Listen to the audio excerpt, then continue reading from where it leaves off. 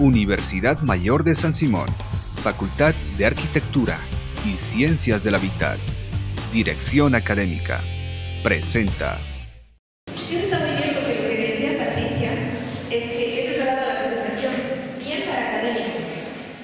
Es la primera vez que hablo con gente que trabaja en la universidad, y eso me parece súper lindo porque realmente hay muchas cosas que se están haciendo desde las universidades como iniciativas en web específicamente para la academia.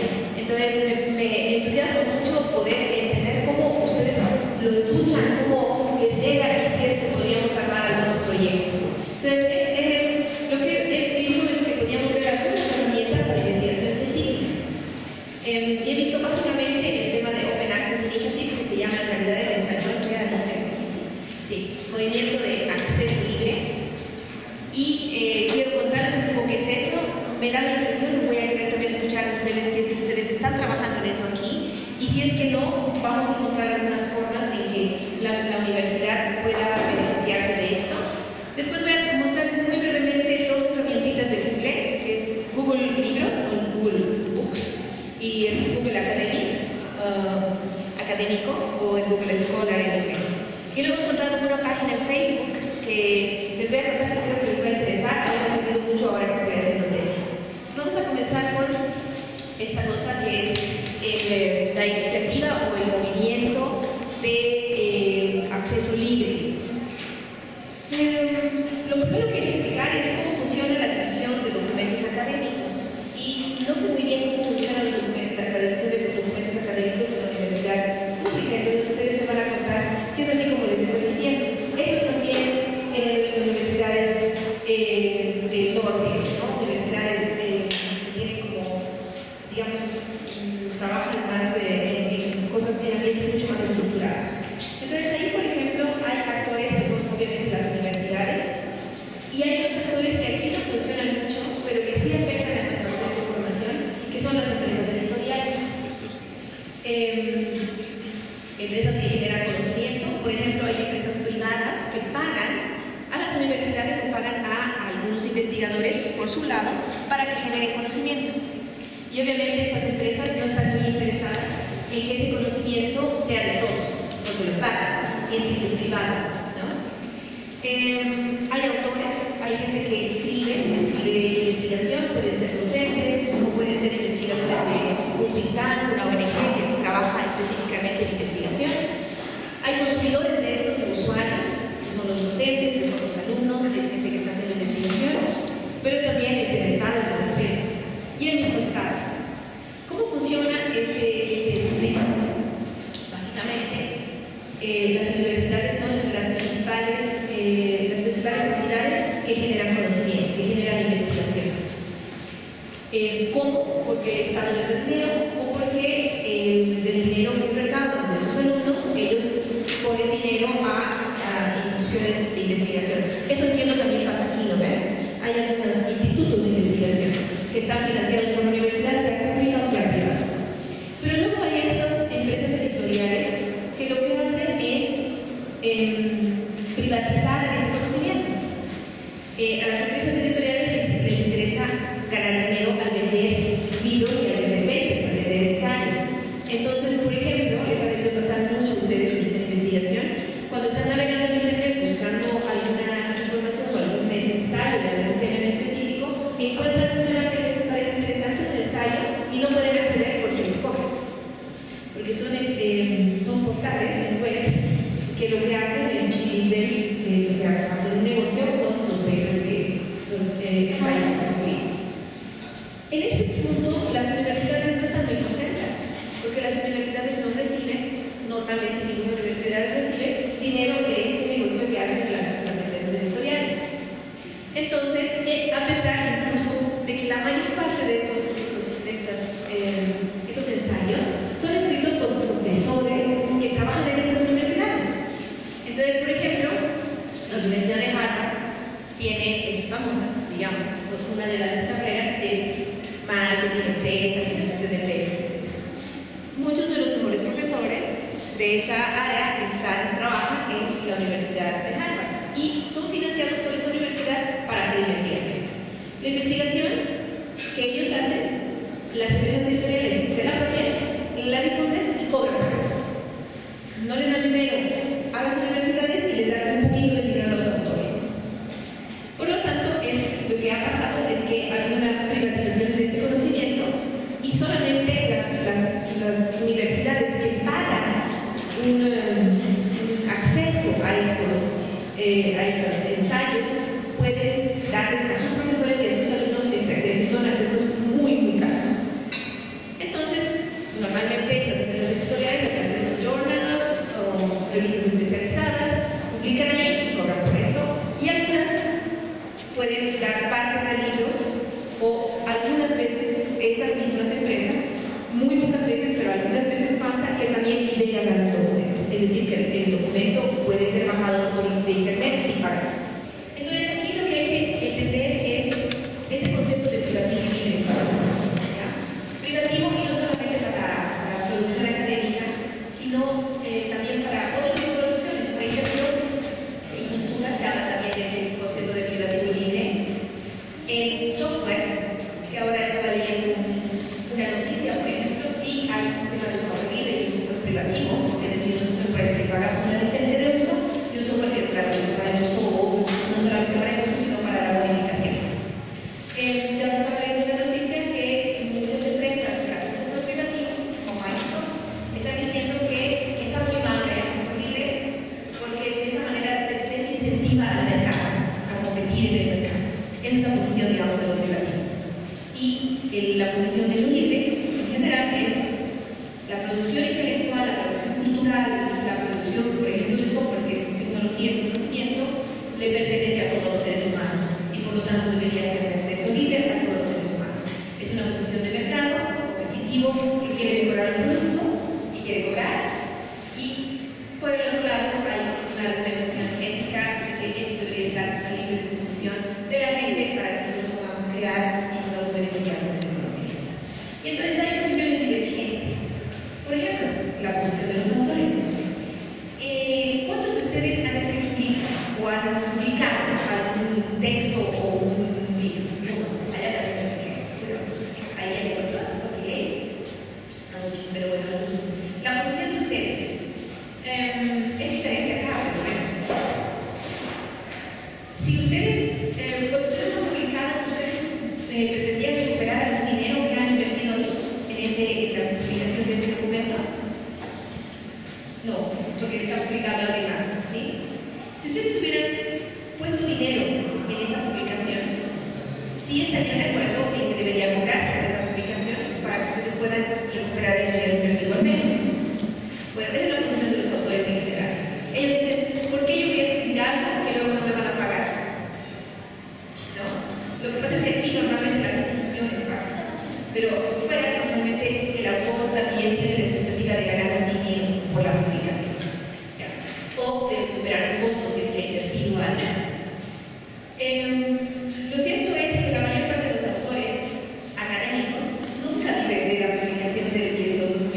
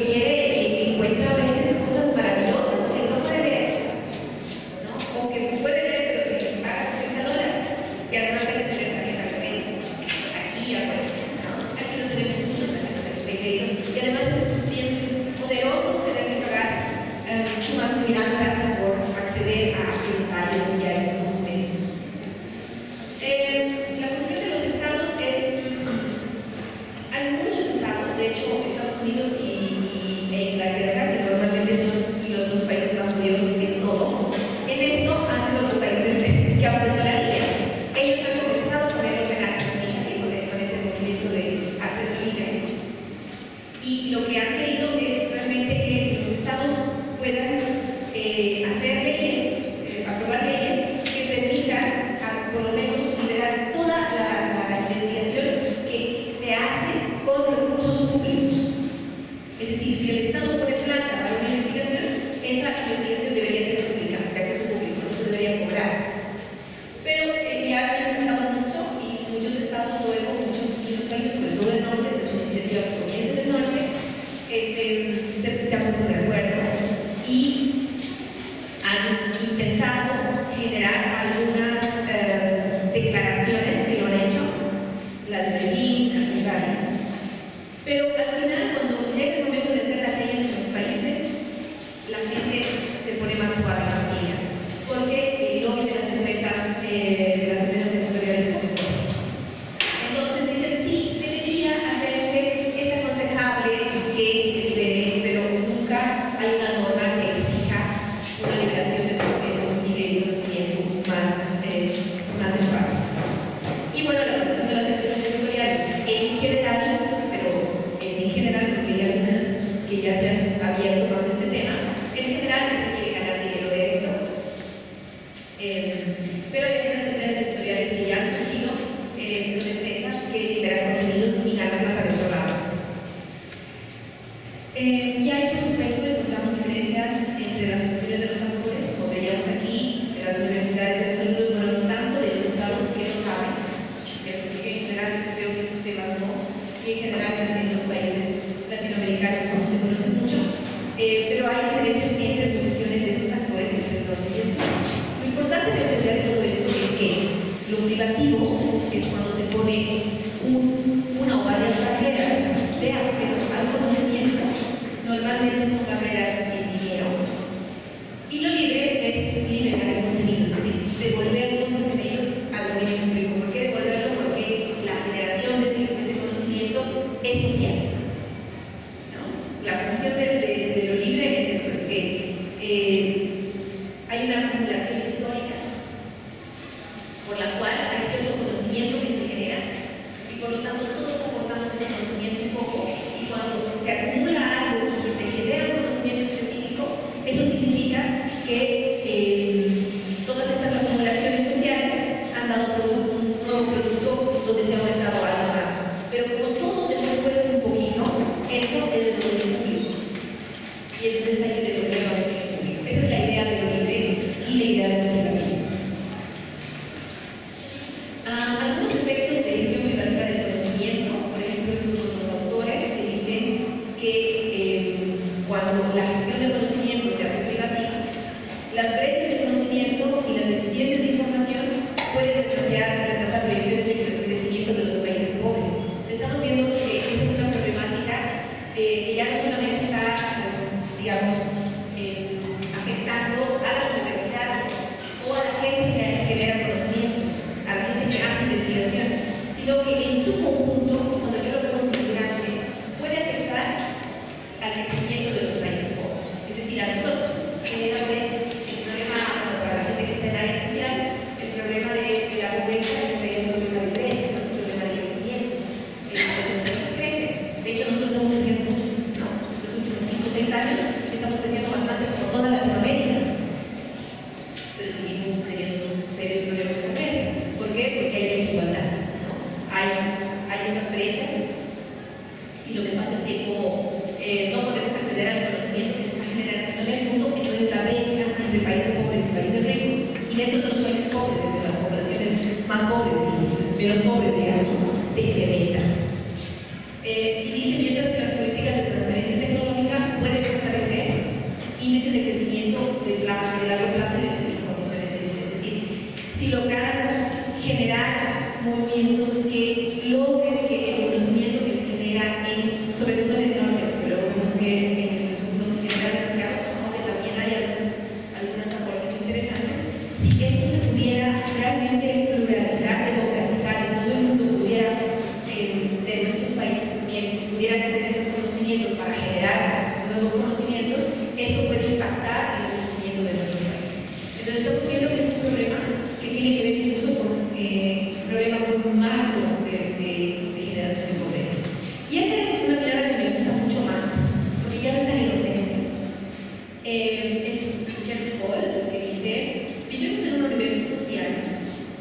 en el que la formación, circulación y utilización del conocimiento presenta un problema fundamental.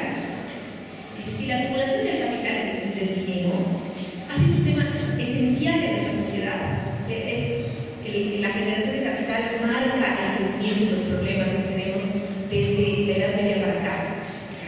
Y él está diciendo, si ha sido tan central la acumulación de capital, lo que no nos damos cuenta como sociedad es que la acumulación de conocimiento ha sido tan importante como la acumulación de capital para generar los problemas y para generar las ventajas que tenemos como humanidad, ¿no? como seres humanos.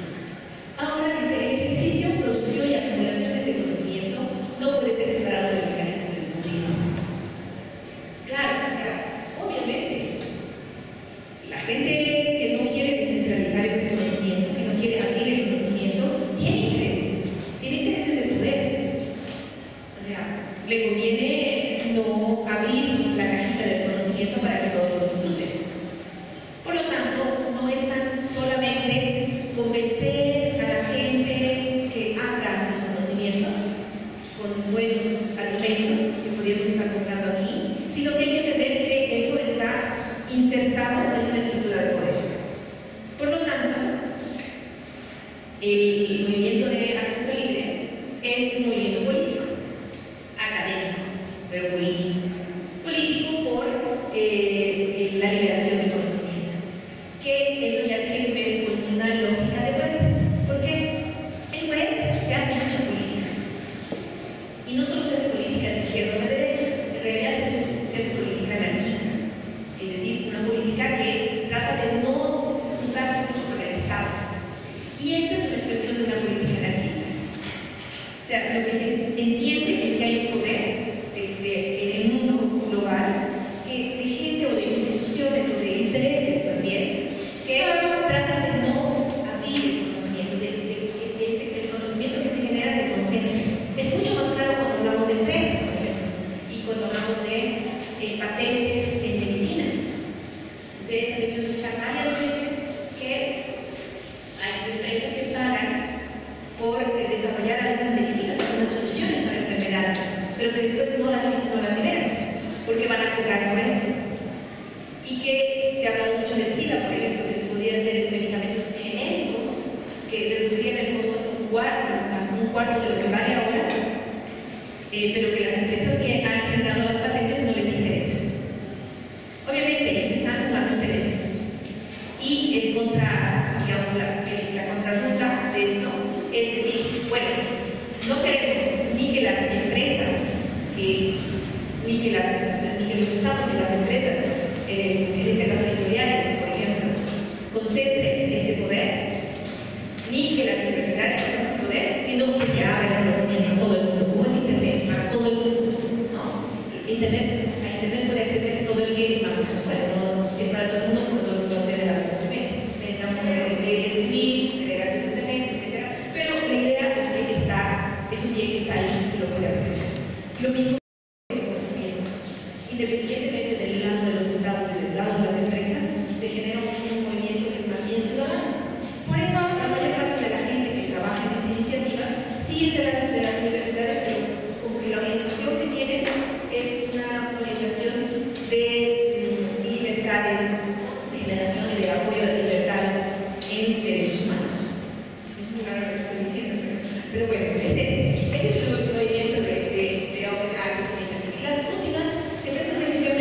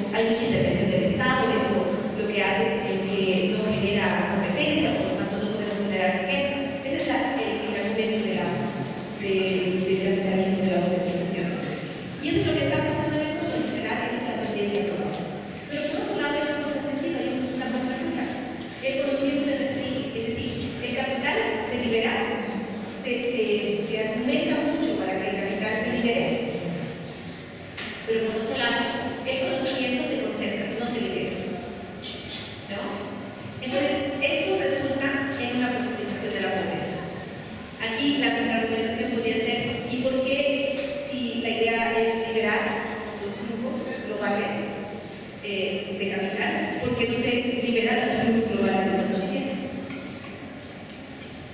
Esos son los 3 slides de efectos de gestión privativa del conocimiento, y ahora ya les explico un poquito qué es este movimiento de Open Access o el Open Access Initiative de acceso libre. Comienza en 1990, pero como conversando en las universidades, y recién en 2000 comienza ya a buscar institucionalización, es decir, buscar formatos de cómo compartir información, ver en qué plataformas web se puede gestionar este tipo de cosas, comienzan a reunirse, comienzan a debatir, comienzan a hacer declaraciones públicas, etcétera, en las universidades, sobre todo de países desarrollados. Lo que básicamente quiere este movimiento, por lo tanto, es promover que el conocimiento científico sea puesto de libre acceso a través de Internet.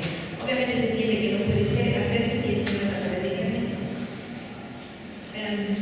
Y básicamente en eso han estado trabajando. Aquí hay una primera declaración, es la declaración de Budapest, 2002, que define que es acceso libre. Dice, este acceso libre es la libre disposición en Internet de documentos, ¿no? Permitiendo a cualquier usuario que lea, baje, copie, distribuya, imprima, busque o comparte el contenido total de los artículos y lo recurra para su indexación, es decir, pueden también citarlos, cortarlos, ¿no? Y la única limitación es que deben respetarse los derechos de autor, es decir, debe mencionarse. Esto no significa que se pierden los derechos, lo que pasa es que no se pagan por eso, nada más. Entonces, la única limitación dice de reproducción y distribución, y la única función de los derechos de autor en este ámbito. Es decir, los derechos de autor no significa que deben ganar los autores, sino que su crédito debe reconocerse, debe mantenerse. Debe ser dar a los autores el control sobre la integridad de su trabajo. Y la otra es que los autores pueden decidir qué tipo de licencia quieren. Hay diferentes licencias en Internet, las licencias Creative Commons. Te dan, por ejemplo, la posibilidad de que tú digas, a ver, yo libero el contenido, pero nadie debería vender ese contenido, ¿no? O sea, es mío, yo lo doy al dominio público, pero yo lo que quiero es que mantengan mi crédito y que nunca lo vean. Nadie me da. O sea, si hacen obras derivadas, si cortan y pegan y arman un paper, no lo pueden vender. O puede ser, por ejemplo, como la licencia de Wikipedia, que te permite vender, es muy raro, es decir, todo lo que está en Wikipedia, si quieres tú lo bajas, pones en un CD y lo vendes y es legal. Si quieres. O bajas partes, usas partes, obviamente, dices que es de Wikipedia, del autor, etcétera, que sea, armas un documento, un libro y lo vendes. Eso es legal. Ese es otro tipo de licencia. Lo que está diciendo aquí es que el autor debería tener la posibilidad de decidir qué tipo de licencia quiere para su producto. Eso es lo que les comentaba, es que se llama las licencias Creative Commons, que ya están siendo utilizadas por varias universidades. Esta es otra declaración, la declaración de Berlín de 2003, donde es una declaración, lo que dice acá, de acceso libre al conocimiento en las ciencias y las humanidades. Así se llama la declaración. Y aquí dice nuestra misión de difundir el conocimiento quedaría a medias si la información no se hace amplia y fácilmente disponible para la sociedad. O sea, por un lado, hay una fase que es la fase de producción del conocimiento. ¿Sabes? Cuando uno escribe, lee, escribe, arma, termina un ensayo o un libro. Y lo que la declaración está mencionando es que una cosa es esta fase de producción del conocimiento y otra fase es la fase de difusión de ese producto. Y dice que estaríamos chutos, ¿no? Quedaríamos así como a medias si solamente produjéramos el conocimiento y no nos preocupáramos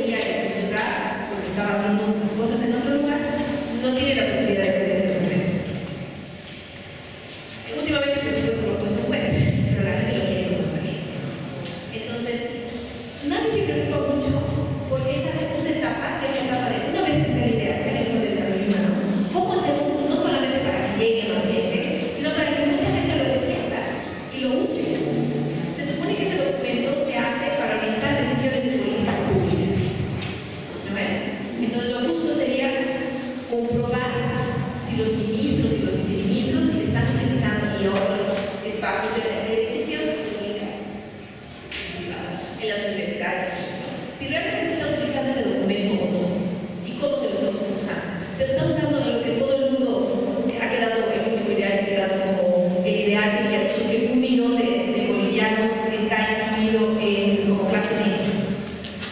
Pero nadie más ha leído nada más. ¿Por qué? Porque es como que ha salido su empresa y eso es lo que quiere.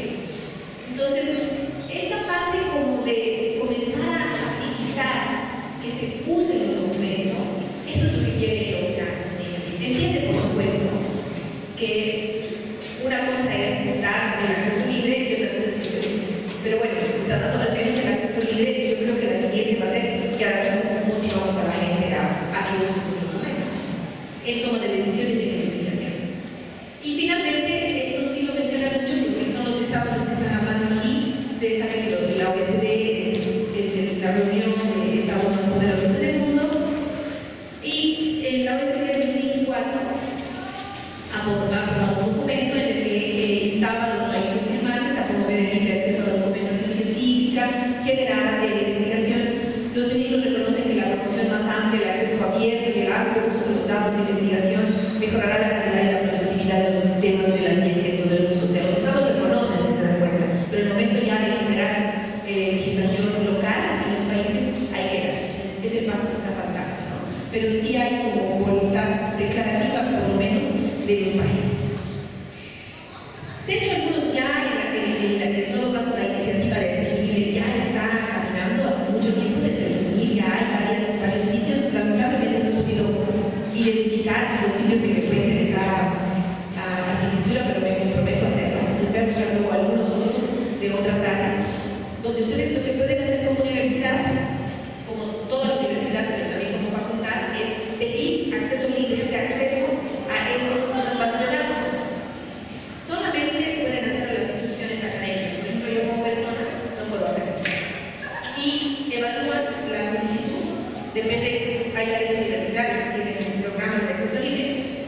Tú postulas y te dicen, te evalúan, que normalmente lo que te evalúan es si eres o no eres una institución académica, ¿no? Obviamente lo vamos a hacer en una institución académica, pero también sería muy fácil dar el OK y les dan el acceso a la base de datos. ¿Ya? Entonces ya se han hecho varios digamos, ya está, hace mucho tiempo está funcionando algunos sitios y algunos espacios de acceso libre. Y lo que se ha visto, por ejemplo, es que en la medida que se utilizan licencias libres, es decir, que la gente libremente pueda acceder a estos documentos, el uso de los documentos se incrementa.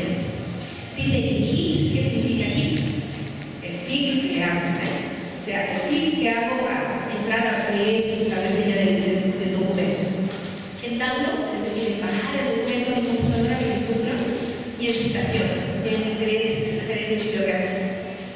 Entonces, se incrementa el uso de los documentos, pero además se acelera, es decir, que se hace más rápido, se publica el documento y en los siguientes meses o 2 meses las citaciones, los hits, los downloads se multiplican muy rápidamente. Entonces, el tiempo se hace más breve, se usa más rápido la información y por lo tanto también es más valiosa porque está más actualizada. Otro resultado de poner en práctica esta idea del acceso libre es que si el conocimiento de los grandes centros se libera, y si estamos hablando de las universidades grandes del norte, esto da mayor lugar a hacer nueva investigación. Es decir, se usan esos documentos para hacer otros ensayos. Y eso es lo que en realidad se quiere, esa es la dinámica en realidad de la investigación científica. No es que se quede en las bibliotecas, sino que se usen para hacer nuevos documentos, para generar más conocimiento. Y se recupera el control. Ellos dicen se recupera el control porque en realidad el control lo tienen ahorita las empresas editoriales. Las empresas editoriales definen qué se publica, qué no se publica, cuánto se cobra, dónde se pone, etc. Entonces las universidades y los autores recuperan el control, la soberanía dice sobre el conocimiento producido, ya que las licencias libres permiten elegir específicamente qué carácter de lectura se quiere dar a los productos, pero eso lo hacen las universidades y los autores. En América Latina lo que vemos lamentablemente es que somos países en general que no producimos mucho conocimiento.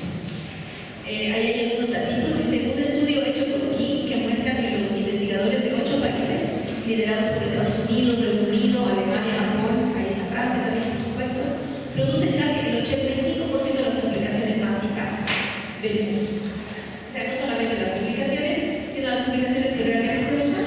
De esas, el 85% está producida en países del norte, los más poderosos. Y 163 países, esto más o menos, el 2.5%. O sea, casi nada. O sea, nuestro problema sí es de producción, pero sobre todo, más que de producción, debería ser acceso. O sea, nosotros nos vamos a beneficiar más si podemos acceder a documentos que se producen en el norte. Y eso se supone que podría incentivar la producción local. Entonces, somos países más consumidores que productores, por tanto, lo que les decía, en las dos formas en que podríamos beneficiarnos es que se facilite el acceso a conocimiento de fuentes fuera de la región, con lo que el movimiento que tenemos aquí se acelera. Es chiquitito, pero se acelera, si tienes muchos más insumos, y compartir el conocimiento producido en la región entre los países de la región y con el resto del mundo. Y sí hay producción pequeña, pero hay producción regional que es muy significativa porque habla de nuestra realidad, no más importante. Hasta aquí el Open Access Initiative. Sí quisiera algunas preguntas, por favor. No les voy a preguntar yo a ustedes qué es el Open Access Initiative, si les interesa. Preguntas, por favor. O comentarios, o sugerencias.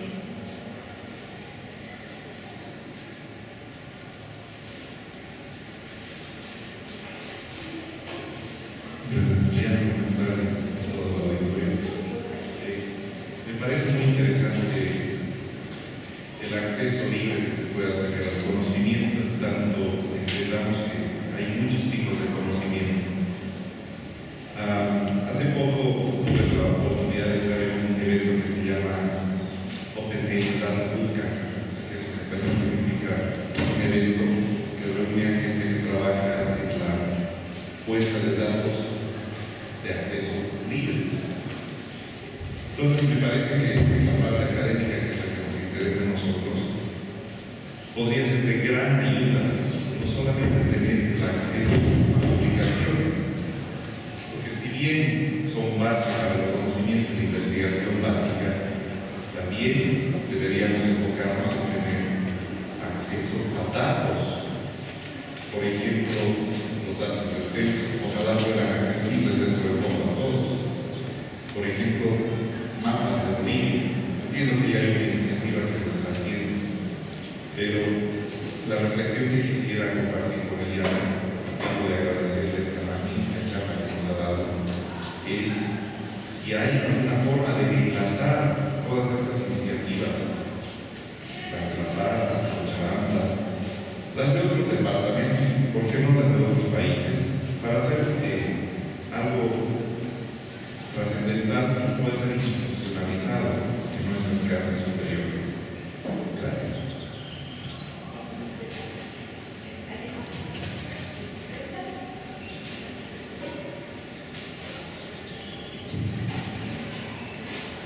Más que una pregunta es una búsqueda de algo que me motiva.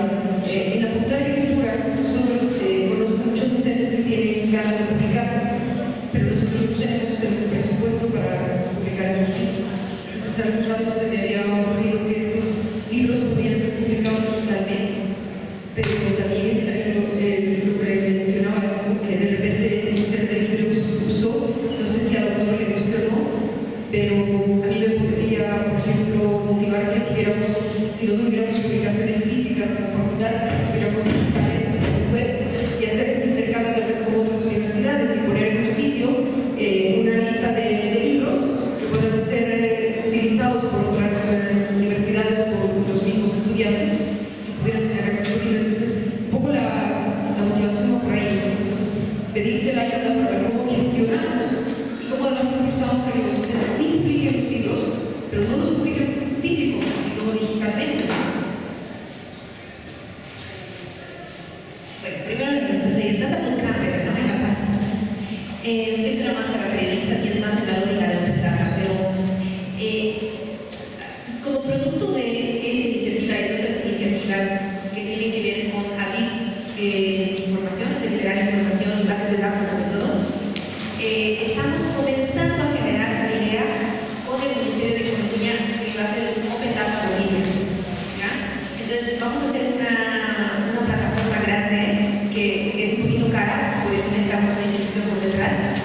pero es de iniciativa ciudadana. O sea, el ministerio va a tener su sitio y nosotros vamos a tener el espejo del sitio. ¿Ya? ¿Y cuál es la idea del sitio? Básicamente es que todas las bases de datos públicas, de cualquier cosa que sea más o menos importante, se puedan subir ahí.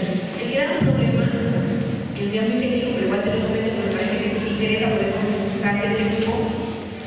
El gran problema es lo que se llama el scratching.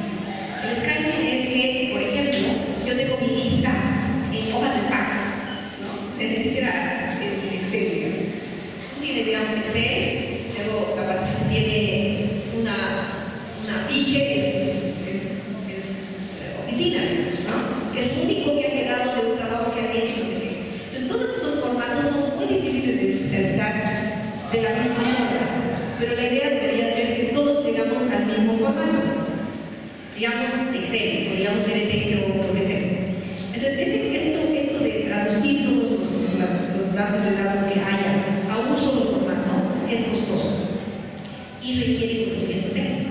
Entonces, esto, por ejemplo, lo cobran afuera. Y la idea, por eso se está haciendo iniciativa ciudadana, la idea es cobrar más adelante a las empresas, entonces, no, en este caso no al Estado, bueno, el Estado podría ser para hacer el scratch, pero no para el acceso. O sea, una vez que tienes todos los documentos en web, no cobras el acceso, pero sí cobras al que quiere que pongas el documento en web. Estamos haciendo eso con la gente que ha hecho Data Bootcamp. De hecho, yo también he estado coordinando, pero no he estado en el evento porque estaba de viaje, pero sí sé todo lo que ha pasado ahí, de los varios lados. Ha sido muy interesante, creo que ha quedado muy motivada, no solamente la gente de los periodistas, sino los desarrolladores. Estamos trabajando con desarrolladores y con periodistas, y con otra gente. Entonces, si te interesa, luego te puedo contactar. Yo estoy ahí como mirona, como siempre, apoyando un poco y tratando de hacer enlaces, pero la gente técnica es la gente que realmente trabaja en esa área. Entonces, creo que esto podría ser una idea que por lo menos junte iniciativas de acceso de conocimiento libre, de bases de datos, de open data, etc., en el país. Veremos si funciona, ¿no? A ver si es sostenible, etc. Pero ese creo que es un poco lo que tú pides. Luego, a nivel de América Latina, sí hay documento, pero eso otra vez me comprometo. No he podido navegar mucho, no es mi área esa. He hecho un paper en la universidad, por eso es que sé un poquito de esos temas, pero no llego al detalle de cuáles son los sitios y todo. Pero hay varios sitios ya de libre acceso. Les voy a mostrar algunos que he encontrado, pero habría que navegar un poquito y ver qué hay. Pero hay varios sitios en América Latina, hay varios sitios en España que dan acceso libre a conocimiento y convocan partners, ¿no? O sea, convocan gente, otras instituciones que quieren formar parte. Entonces, eso sería como lo académico, ya hay varias iniciativas. En Bolivia sería esta cosa que es un open data de línea. Creo que por ahí vamos yendo. Y en el tema tuyo, hay editoriales que hacen eso. Que, por ejemplo, editorializan muy bien, digamos, o sea, realmente le dan mucha calidad al filtro de qué se publica y qué no se publica en web, de manera que esta cosa fácil de publicar, no sé que publiques cualquier cosa y por lo tanto nadie lee, ¿sabes? Porque ahí el problema es la calidad. Si tú haces el filtro editorial muy estricta, entonces terminas teniendo muy buena calidad de la gente que lee. Y los documentos que son, o que parece que van a ser más requeridos, se publican físicamente. Entonces tienes como un nivel lo físico y otro nivel lo digital, pero de muy buena calidad. Eso es básicamente el secreto. Y ahí los profesores van a querer publicar, porque van a ver que sí hay un trabajo y que sí les estás dando un sitio de calidad. Tengo el problema es ese, o sea, cualquiera puede publicar en web, está bien, ¿no? Es fácil publicar en web. Pero entonces si tú le das un comité editorial que tenga gente de muy alto nivel, que trabaje muy duro, puede ser incluso gente jubilada, que no tiene mucho que hacer, pero que tiene muy buen conocimiento y quiere poner algo, quiere dar algo a la sociedad. Hay esa gente. Entonces tú convocas a un grupo de gente que te haga una editorial fuerte, un comité editorial fuerte y que niegue varios documentos, y ahí la gente va a querer publicar. Y buscan ahí una plataforma, puedes hacer un blog si quieres. O sea, ahí no es mucho problema la parte técnica, es más de la parte de gestión. Hay ejemplos, voy a buscar, ahorita no sé cuál, pero he visto algunos ejemplos de este tipo de gestión de editorial. De paso, vamos mirando ya algunos ejemplos. Bueno, vamos a pasar a las otras cositas, que es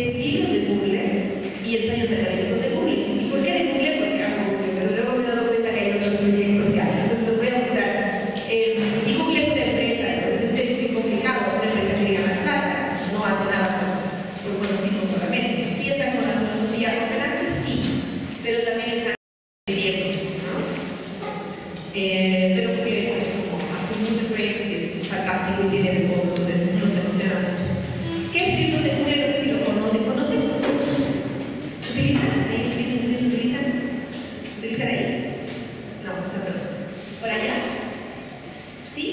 ¿Han utilizado Google Books? Ok. Google Books, no sé si ustedes saben, pero es un proyecto fantástico. Se supone que dentro de 2 años, creo, el objetivo es haber digitalizado todos los libros producidos en todas las lenguas. No creo que lo logren, pero esa es la idea. Se quieren, sobre todo los libros que ya no se venden. Son libros que solamente ya se tienen 1, 2, 3 copias o copias solo en bibliotecas. Entonces estamos hablando de libros de 50, de 100 años. Entonces lo que hacen ellos es escanearlos. Y hay un lector que reconoce esa escaneada que es foto, porque es imposible, se han perdido algunas cositas, ¿no? Algunas partes de letras, etc. Es imposible que eso se pueda identificar como texto, entonces es una foto. Y de esa foto hay otro software que lo que hace es jalarlo con un conocimiento óptico que convierte en texto.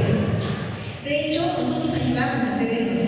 Ustedes cuando entran a algunos servicios de internet, hay unas letras feas que les aparecen, que tienen que ponerlas tal cual las ven, ¿eh? Eso se llama CAPTCHA. Ese CAPTCHA tiene, si se dan cuenta, en algunos tiene dos palabritas. Una palabrita es más fácil, la otra es más difícil.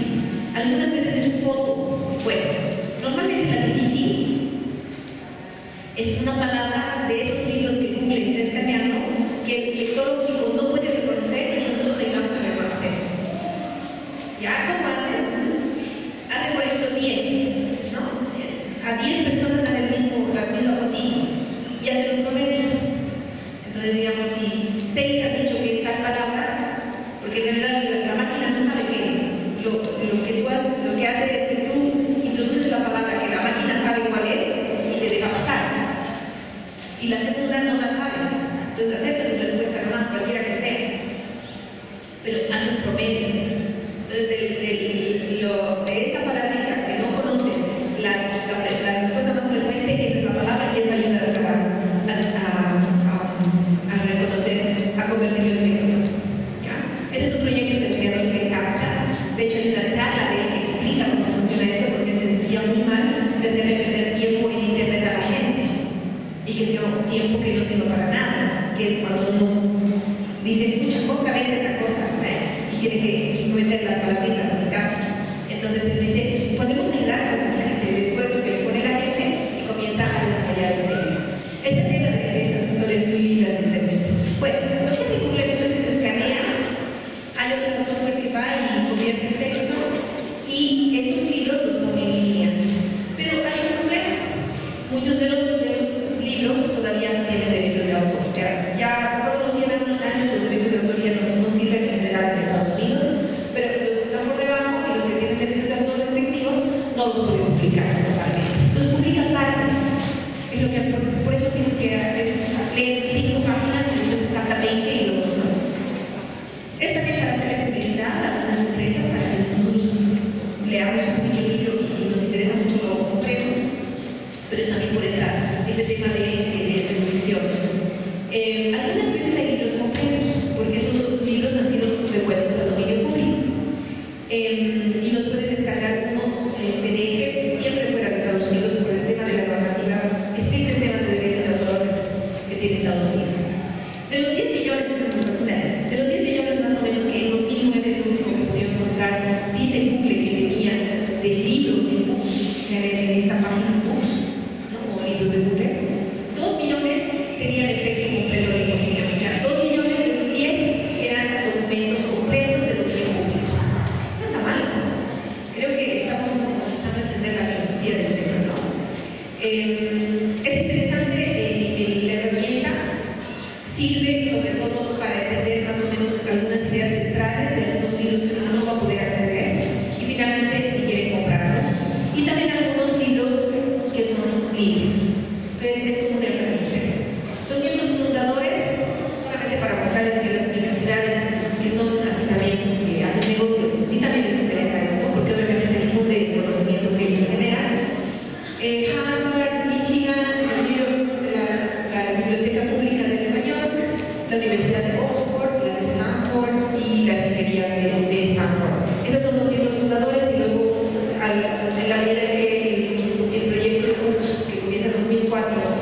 comienza a desarrollarse, más bien se une y tienen ahora como 40 universidades que pueden representarse. Algunos proyectos similares que tienen menos números pero que son interesantes igual, esto que se llama Internet Archive. Ahí está el sitio, luego les paso a Patricia y le piden a ella para copiarse el documento si gustan.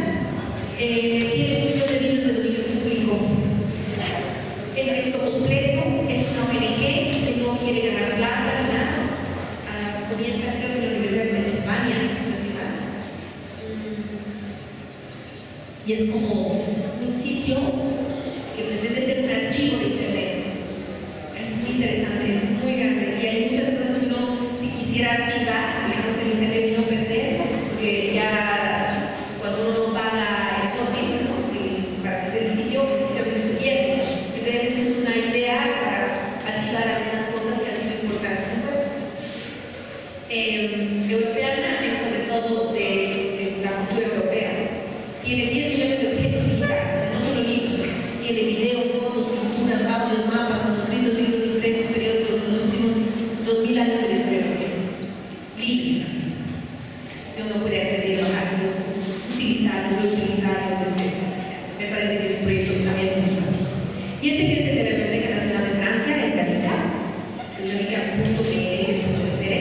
tiene, por lo que he encontrado, 200.000 libros, pero eso es un dato de hace 5 años, o sea que debe tener mucho más ahorita. En libros, periódicos, manuscritos, mapas y dibujos digitalizados, normalmente en francés, aunque hay algunas cosas en inglés y algunas cosas en español, pero normalmente en francés. Algunos de los proyectos, hay muchísimos. Lo mismo que te estaba contando, también aquí nosotros estamos intentando hacer algo. Así comienza, así como, y si hiciéramos, y si comenzáramos, entonces podemos ir armando alguna idea y a partir, digamos, de la facultad acá, comenzar a hacer un proyecto de comunicación. Como a nadie le importa todavía mucho la relación de Internet, sino que tener rápido. Esa es la ventaja que tenemos todavía. El otro instrumento es el académico.google.com, o en inglés es Scholar, ¿no? Pero es lo mismo, está en el mismo sitio. Esto lo que permite ya no es libros, sino son ensayos. ¿Ya? Google lo que hace es charlar con algunos journals, algunas de estas publicaciones especializadas y genera convenios y puede poner los ensayos libres para descargar, pero no todos. Entonces lo que se hace es que sí se encuentra normalmente cuando ustedes navegan, sí van a encontrar varios ensayos que pueden bajar, pero van a encontrar otros que solamente les da la reseña y les dice dónde pueden comprarlos, porque están todavía restringidos. Pero es interesante, muchos, a mí me pasó con mucha frecuencia que muchos se pueden descargar. Y ahorita les voy a decir qué se puede hacer con los que no se pueden descargar, porque he encontrado una solución casera, pero muy efectiva. Entonces, buscas en varios idiomas, más material en inglés, pero buen material en castellano, sobre todo ensayos, algunas veces encontrado libros, varios para bajar, otros solamente son las reseñas, y la cantidad, y también lo muestra por citas referenciales, porque la idea es que mientras más citados un documento, se supone que es más relevante y es por lo tanto más interesante leerlo para el trabajo que estés haciendo. Otros proyectos similares, el Diabnet, que es de español, es España además, portal de difusión de producción científica hispana, especializado en ciencias humanas y sociales, el BAS, la base de datos de acceso libre, el Sightseer, que es un motor de búsqueda público para publicaciones académicas y científicas, y el MEDES, que es para medicina. Lo que les decía, no he podido encontrar nada en arquitectura, pero no es que no haya, sino que no he tenido tiempo para mirar, lo voy a mirar y se los voy a pasar. Y esta es mi solución casera.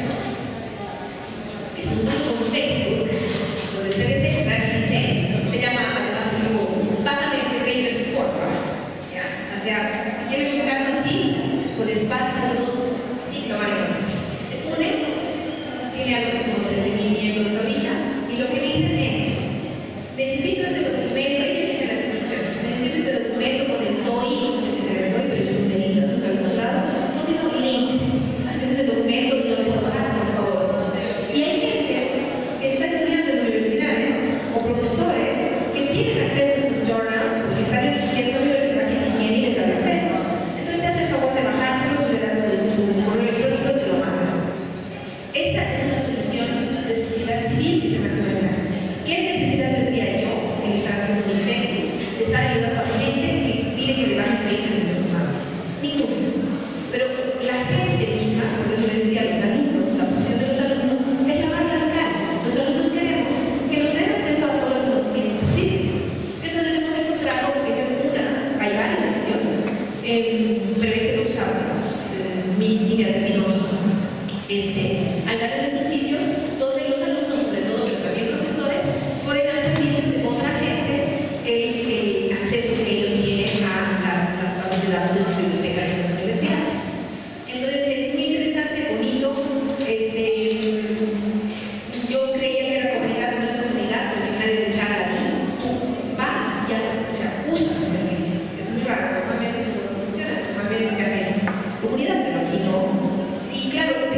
como que si en algún momento yo tengo acceso a una biblioteca, yo voy a poner también mi servicio, mi acceso a hacer eso. Entonces esto también puede servir. Si ahora